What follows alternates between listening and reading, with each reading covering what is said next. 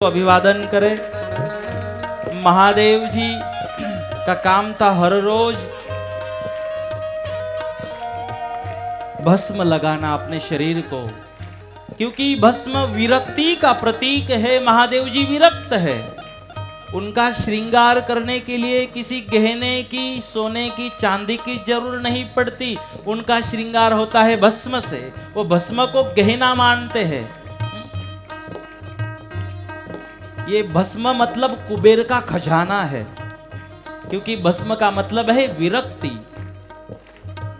अहंकार जल चुका है, अभिमान जल चुका है, और उसका प्रतीक है भस्म। और ये भस्म धारण करते हैं महादेव जी। और उनके जो नंदी थे ना, ये नंदी हर रोज उनको भस्म ला कर देते थे। ये नंदी भस्म लेकर आ रहे हैं।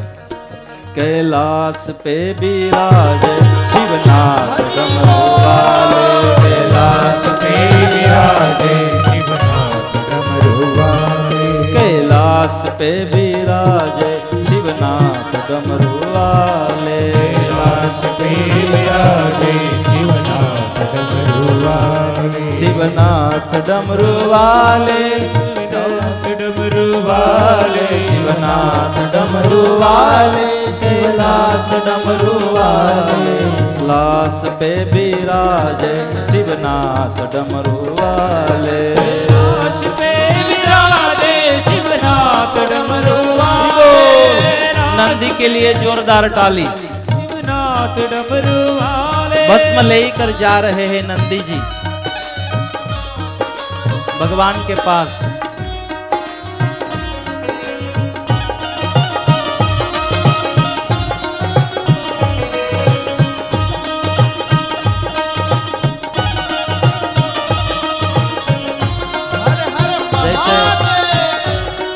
भस्म लेकर वहां पर पधारे नंदी जी।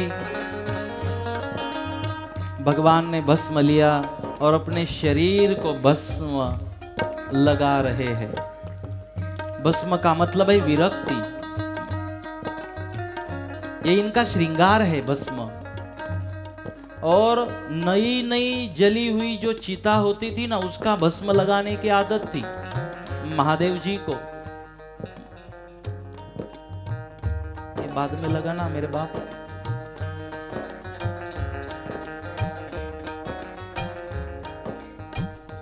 भस्म लगाने की भगवान को आदत थी।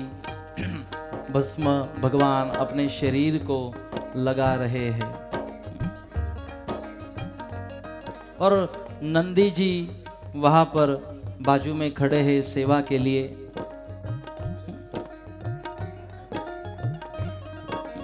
इस भस्म को समझना, मैंने पहले ही कहा, ये भस्म कुबेर का खजाना है।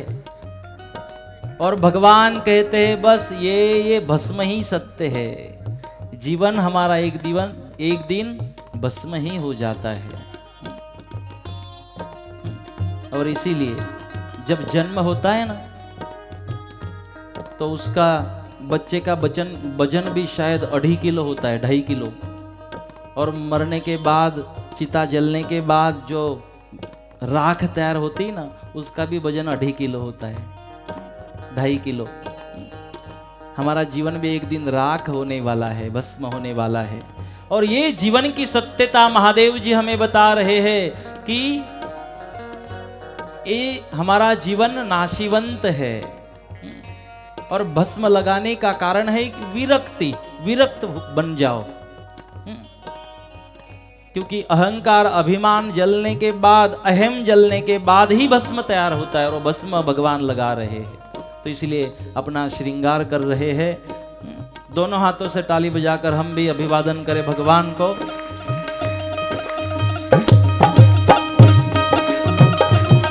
कैलाश पे विराजे शिवनाथ डमरू वाले, कैलाश पे विराजे शिवनाथ डमरू वाले, शिवनाथ डमरू वाले, कैलाश डमरू वाले, शिवनाथ डमरू वाले, कैलाश डमरू वाले, शिवनाथ डमरू वाले, कैलाश डमरू वाले, शिवनाथ डमरू वाले, कैलाश डमरू वाले। कैलाश पे विराजे शिवनाथ डमरू वाले, कैलाश पे विराजे शिवनाथ डमरू वाले। कैलाश पे विराजे शिवनाथ डमरू वाले, कैलाश पे विराजे शिवनाथ डमरू वाले। और जब भस्म लगा रहे थे भगवान, भस्म लगाते लगाते क्या हुआ कि उस भस्म में एक कंकर निकला, पत्थर निकला, एक सफेद पत्थर था भस्म में। अब भगवान ने सोचा कि ये भस्म में ये पत्थर कहाँ से आया, सफेद वाला। भगवान उसको देख रहे हाथ में लेकर। अब एक सेकंड के लिए भी इधर उधर मत देखना, इस बात को सुनना। भगवान ने भस्म में देखा तो एक पत्थर वहां पर मिला, सफेद वाला पत्थर। भगवान हाथों में लेकर पत्थर को देख रहे थे, अरे ये क्या पत्थर इसमें निकला। और जैसे ही भगवान ने हाथों में लेकर उस पत्थर को फेंका,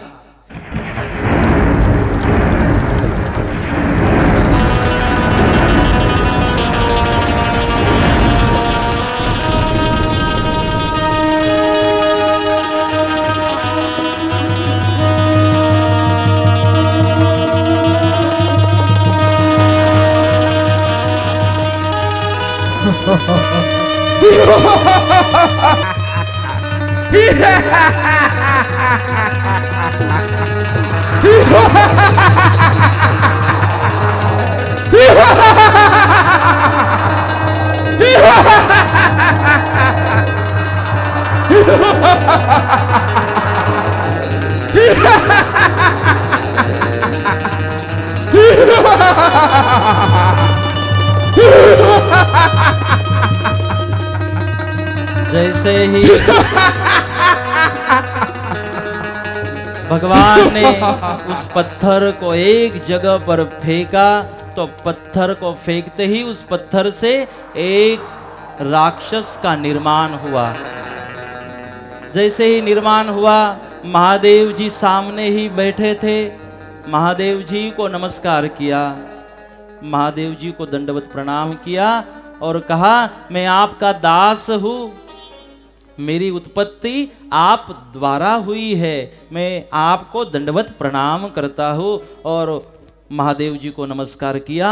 महादेव जी को भी आश्चर्य हुआ और महादेव जी ने कहा कि तू भस्म से निर्माण हुआ है, इसीलिए आज से हम आपका नाम भस्मासुर रखते हैं। तो भगवान ने इसका नाम भस्मासुर रखा। जहां पत्थर फेंका था वहां से भस्मासुर प्रकट हुआ।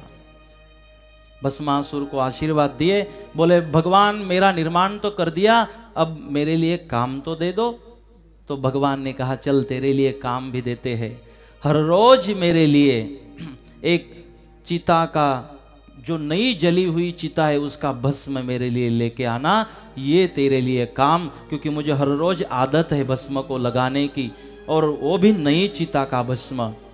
तो शंकासुर ने कहा चलो भगवान ठीक है, मैं आपका सेवक हूँ, दास हूँ, मैं ये सेवा आपकी कर लिया करूँगा। और उस दिन से शंकासुर का काम था हर रोज भस्म को ले आना। भस्म को लेने जाता था शंकासुर, और जहाँ जो कोई जलती हुई चिता दिखाई दे, बस उस जलती हुई चिता का भस्म लेकर वहाँ पर भस्म प्राप्त करते ही वहाँ लौट आते थे भस्मासुर, और महादेव जी के पास जाकर वो भस्म देते थे महादेव जी को। जो सेवा बताई थी वो सेवा अच्छी तरह से वहां पर भस्मासुर कर रहे थे। जैसे ही भस्म लेके आए भस्मासुर, तो भस्म लेके भगवान का श्रृंगार चालू। चपटी बभूत में है खजाना कुबेर का। इस बभूत में, इस राख में कुबेर का खजाना था। तो ये जो राख थी अपने शरीर को, जो भस्म था अपने शरीर को भगवान लगाते थे। अब धीरे धीरे क्या हुआ, हर रोज एक काम करता था, लेकिन अब इसको कोई नई चिता दिखाई नहीं देती थी। और कौन सा भस्म चाहिए था? नई चिता का। और नई चिता मतलब भस्मासुर ने भगवान को कहा कि भगवान, कोई अभी लोग मर ही नहीं रहे हैं तो जलेंगे कैसे और भस्म मिलेगा कैसे? लोग मर ही नहीं रहे। बोले क्यों? बोले इतना फॉरवर्ड हो गए ना अब विज्ञान के द्वारा, आग चली जाती तो नई आग, दांत चले जाते तो नए दांत। बोले इसको हार्ट अटैक आ जाए फिर भी हृदय की शस्त्रक्रिया हो जाती है। बोले ये मरने की इच्छा ही नहीं है इसकी। तो बोले अभी कोई मरता ही नहीं है तो फिर ये भस्म आएगा कहाँ से? मुझे आशीर्वाद दे दो ना। बोले क्या आशीर्वाद दे दूं? बोले ऐसा आशीर्वाद दे दो, किसी के सिर पे हाथ रख दूं तो वो भस्म हो जाए और फिर उसका भस्म मैं लेके आ जाऊंगा। आपको टेंशन नहीं, मुझे टेंशन नहीं। किसकी मरने की राह क्यों देखना? अपने को काम है ना, तो अपन का तो ये फिर स्टाइल है। अपन का काम बन जाए, अपन को क्या लेना देना। क्यों बॉम्बे वाले भाई? अपन को तो काम से मतलब, अपन को भस्म चाहिए ना, भस्म। तो भगवान अपन को भस्म चाहिए तो किसके हाथ पे भी अपन को आशीर्वाद दे दो कि किसी के सिर पे हाथ रख दे, साला भस्म ही हो जाए।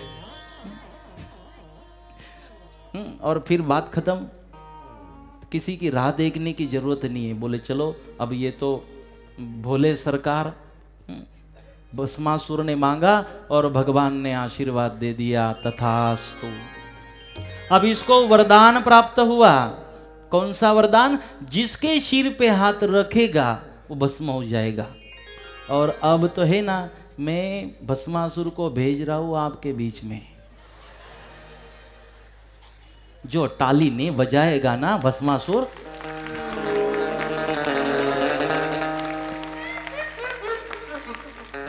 एक जगह पे इतने मिलेंगे आपको, कहीं जाने की जरूरत ही नहीं है, लाइन से चालू ही कर दो।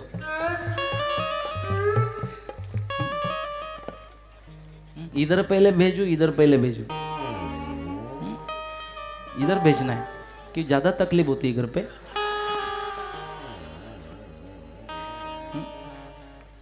आज हमने एक अच्छा सुविचार सुना कि भगवान सबके घर नहीं जा सकते थे, इसलिए हर घर में प्यार करने के लिए माँ को भेज दिया। और हर घर में सजा देने के लिए खुद नहीं जा सकते थे तो पत्नी को भेज दिया।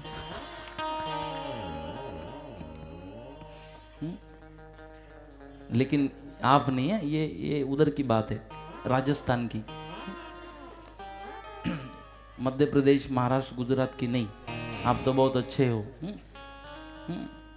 नहीं तो राह देख रहे, इच्छा लगती है भस्मासुर की। भस्मासुर हमारे परिचय के हैं, जब भी बुलाए ना आ जाते हैं भस्मासुर। तो भस्मासुर ने भगवान से आशीर्वाद पाया कि जिसके सिर पे हाथ रख दो बस वो भस्म हो जाए, आपका काम भी हो जाएगा। अब ये तो भस्मासुर चालाक था, भगवान की दया से जन्मा था। तो शंकासुर ने सोचा कि भगवान ने आशीर्वाद तो दे दिया, लेकिन हमें अनुभव तो करना पड़ेगा, सिर पे हाथ रख के भस्म होता है कि नहीं। अगर खुद के सिर पे हाथ रखा भस्म हो गए तो दिक्कत। इसी से तो अच्छा है कि ये शंकर के सिर पे ही हाथ रख देते, प्रैक्टिकल उससे शुरू। तो अब भस्मासुर के मन में जो चल रहा था बाबा जी समझ गए। बाजू में पार्वती बैठी थी, पार्वती ने बोला ये आपको देख रहा है। महादेव जी ने कहा मुझे भी शंका हो रही है। पार्वती ने कहा ये आपके सिर पे तो नहीं हाथ रखेगा? बोले इसका भरोसा नहीं है। और जैसे महादेव जी की ओर जाने लगा भस्मासुर, पार्वती ने कहा ये जी भागो। और महादेव जी भागने लगे। पार्वती होशियार थी, महादेव जी आगे आगे भागते जा रहे हैं और पीछे पीछे भस्मासुर भागते जा रहा है। भस्मासुर पकड़ने जा रहा था कि कब महादेव जी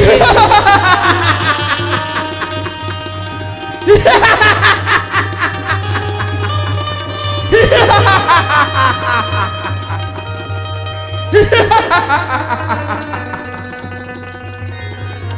और महादेव जी वहां से भागे और जैसे शंकासुर को भयभीत होकर महादेव जी वहां से भाग निकले, वहीं से ही एक नृत्यांगना सामने से आ रही थी।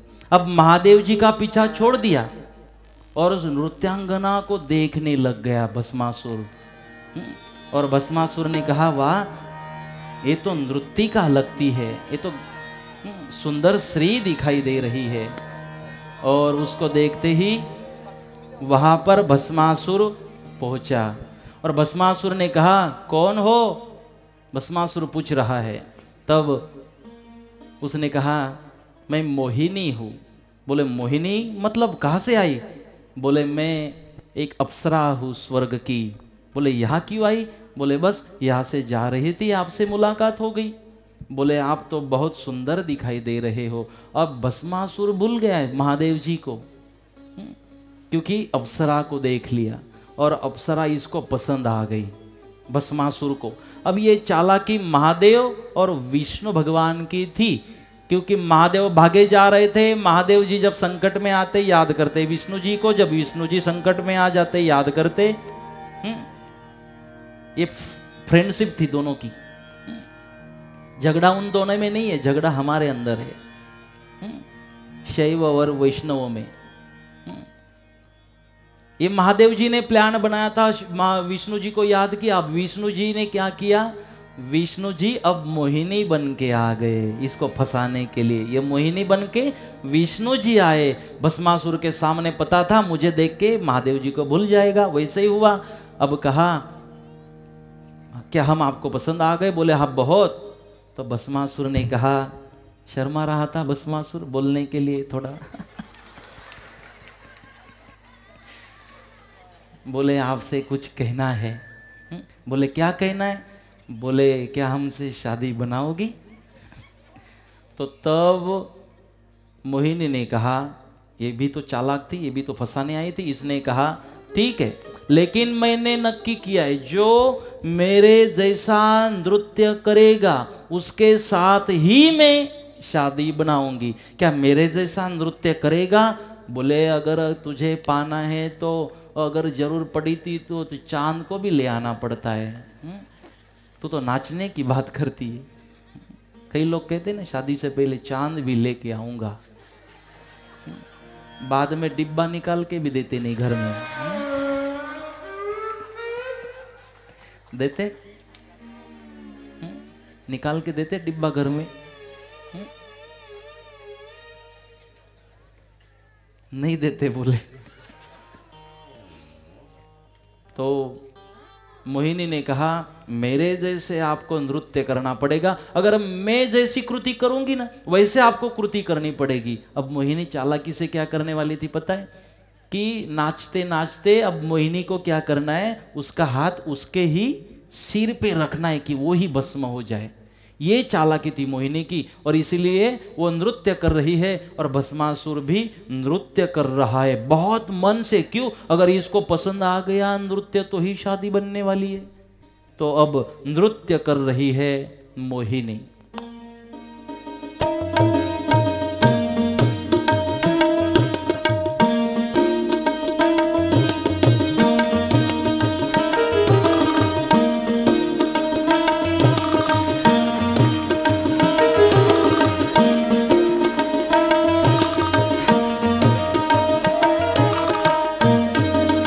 भस्मासुर कोई रिस्क नहीं लेना चाहता।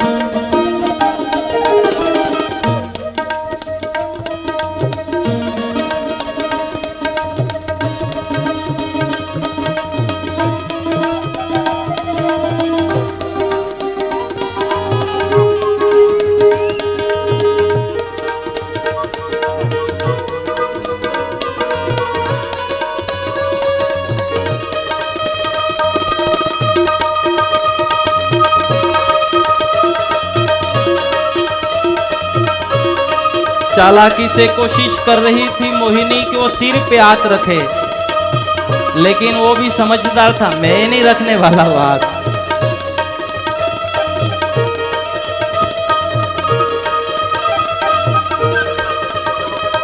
मोहिनी चालाकी कर रही थी, लेकिन भस्मासुर भी चालाक था। नाचते नाचते भस्मासुर जा पहुंचा जहाँ अग्नि ज्वालाएं प्रकट थी, वहां जा पहुंचा और इतना मग्न हुआ, अब तो इससे शादी बनानी है, नाचना ही है। नाचते नाचते नाचते जैसे मोहिनी ने अपने सिर पे हाथ रखा और भूल गया भस्मासुर बात को, और उसने भी अपने सिर पे हाथ रख दिया।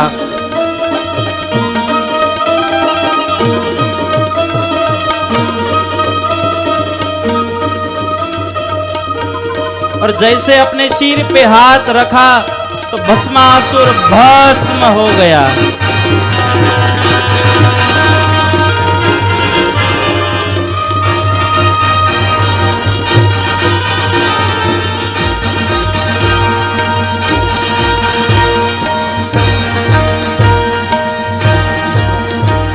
मोहिनी जो काम करने आई थी, मोहिनी का वो काम हुआ।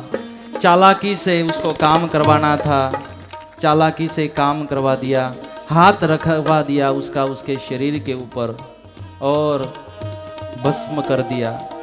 और ये मोहिनी कौन थी?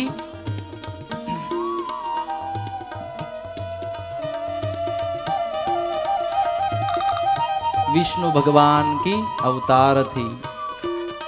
जो काम करने मोहिनी आई थी, वो काम इस मोहिनी ने पूरा कर दिया, भस्मासुर का वध कर दिया। और अपना काम पूरा करने के बाद अपने मूल स्वरूप में यह मोहिनी आई। जो अपना मूल स्वरूप था वो फिर सबको उस मोहिनी ने दिखाया, भगवान ने दिखाया।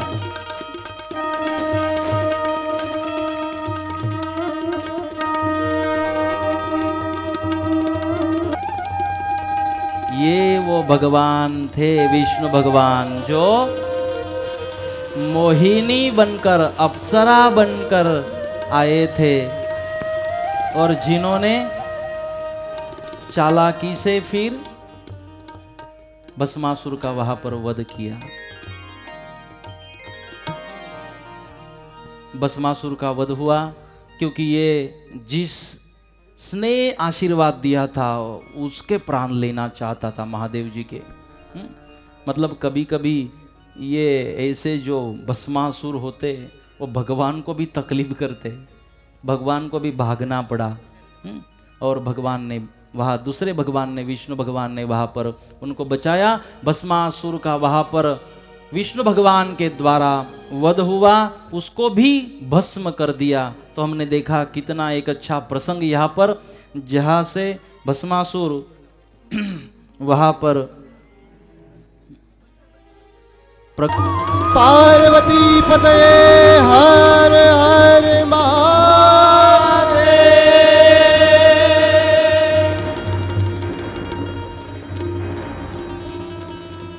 कैलाश पे विराजे शिवनाथ डमरू वाले, कैलाश पे विराजे शिवनाथ डमरू वाले, डमरू वाले कैलाश डमरू वाले, डमरू वाले कैलाश डमरू वाले, शिवनाथ डमरू वाले कैलाश डमरू वाले, शिवनाथ डमरू वाले कैलाश डमरू वाले।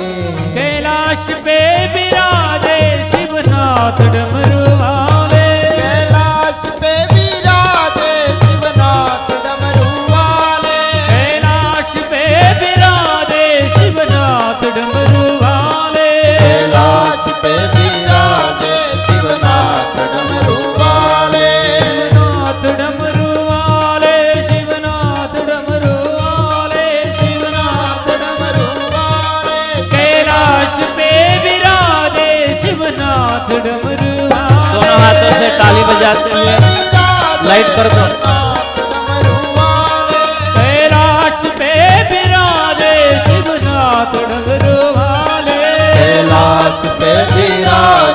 शिवनाथ डमरू वाले।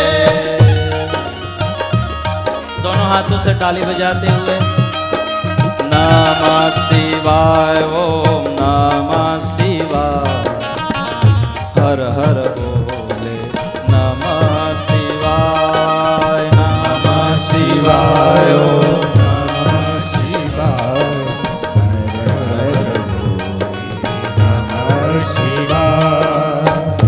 नमः शिवाय ओम नमः शिवाय हर हर बोले नमः शिवाय नमः शिवाय ओम नमः शिवाय हर हर बोले नमः शिवाय